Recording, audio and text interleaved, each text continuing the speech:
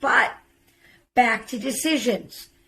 If you decide that the medical care you're getting is not up to par, you don't feel you're being treated like an individual, you don't feel like you're being listened to, a decision may be to spend money with an herbalist. And our whole goal is to empower the individual to know the botanical medicines, the botanical plants that seem to fit their makeup. Are they dry? Are they very moist? Do they get sinus infections? Do they get urinary tract infections? Do they have lower back pain? Do they have joint pain?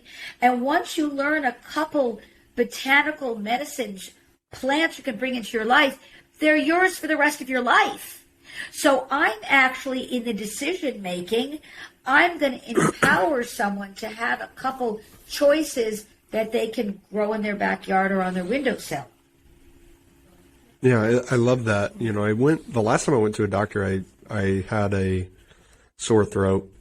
It was bothering me for like 3 or 4 days. And everybody I talked to on the phone said, don't call me back until you go to the doctor. I said, oh, okay, fine, whatever. I really didn't want to go. That's pretty bad. So, you know, I just went to the urgent care down the road, and I walked in after waiting I was there 20 minutes before they opened, but I still had to wait 30 minutes to see a doctor. Then the nurse comes in, and, you know, she does my blood pressure, all this, asks me a few questions. Then, you know, another 30 minutes later, the doctor comes in, and he goes, okay, let me see your throat. Okay. Yeah. No, it looks like strep. It's probably not COVID, or it doesn't look like strep. It's probably not COVID.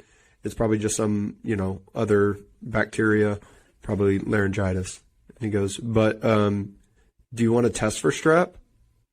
And I go, I don't know. I don't have any of the information.